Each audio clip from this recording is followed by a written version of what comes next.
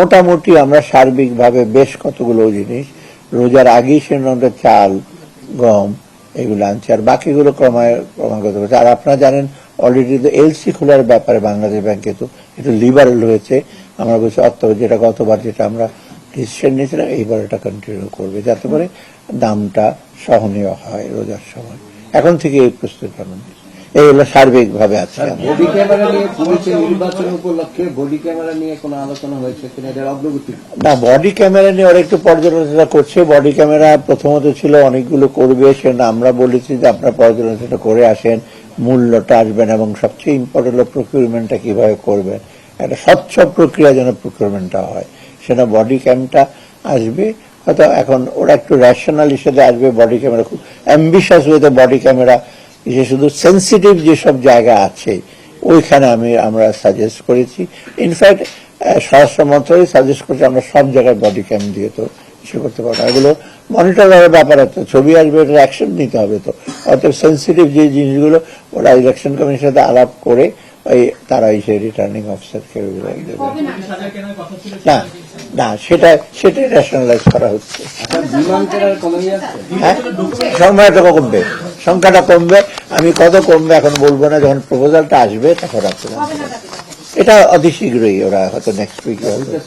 নির্বাচনের ডকুমেন্টারি করতে কত টাকা বরাদ্দ হয়েছে এটা কি?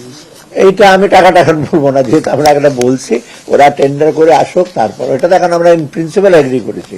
আমি তো পারচেজ কমিটিতে এটা এসে অ্যাপ্রুভ আসে না। হ্যাঁ, না আইএমএফ তো বইটা হয়ে গেছে, এইড মেম্বার দিয়ে গেছে। তো আর কি আলোচনা হলো? সানশাইন আটা ময়দা সুজি ভালোবাসায় তৈরি। আইএমএফ ওরা বলতে সার্বিকভাবে ভালো, তবে চ্যালেঞ্জগুলোর প্রতি দৃষ্টিপাত করছে। কারণ ওরা মনে করে যে মূল্যস্ফীতিটা আমরা বলছে 7 পদে নিয়ে যাব জুনে, ওরা বলছে একটু দ্রুত যদি নিয়ে যাওয়া যায়, কিন্তু চট করে পলিসি রেট বাড়িয়ে টাড়িয়ে দেবো সেটা আপনারা জানেন। আমি ওই ব্যাপারে একটু সতর্ক, সাপ্লাই সাইডটা যেন আমরা ইনশিওর করতে পারি। আর ব্যাংকিং সেক্টরটা ওরা বলতে তোমরা 5টা ব্যাংক নিয়েছো, এটাকে বড় চ্যালেঞ্জ, এটা ইসে করো।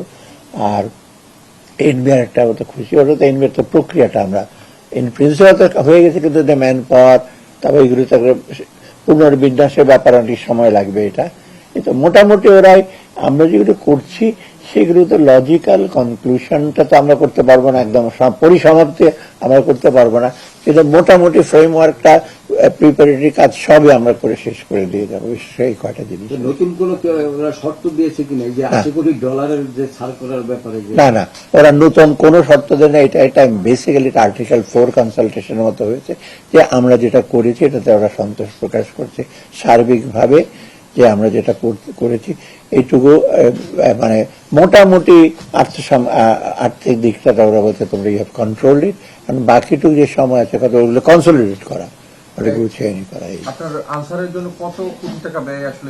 এটা খুব, এটা আমি বলবো যে অত্যন্ত সাশ্রয়ী। আপনারা হয়তো নিজেরাই খুঁজে বের করতে পারবে যে আগে যে ক্রয় সেটা করেছে তার তো না, এটা অত্যন্ত এটা কম্পিটিটিভ প্রাইস।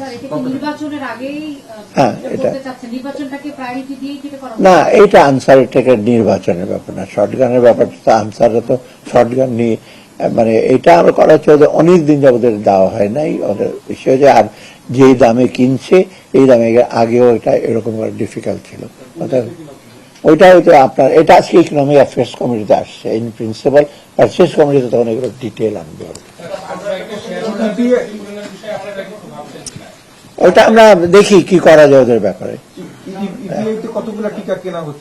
ইপিআই বেশ, আমার মনে নাই, প্রায় ইপিআই বোধহয় ওদের এস্টিমেট বোধহয় 1000 কোটি টাকার মতো আমরা ইসে করেছি, ওরা বোধহয় 600 বা 500-600 কোটি টাকার মতো এখন করবে।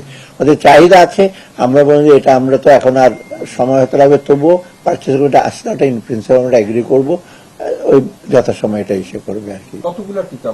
এইগুলো আমি কি করে বলবো, 1000 কোটি টাকা কত টিকা পাওয়া যাবে, আমি তো সাপ্লায়ার না।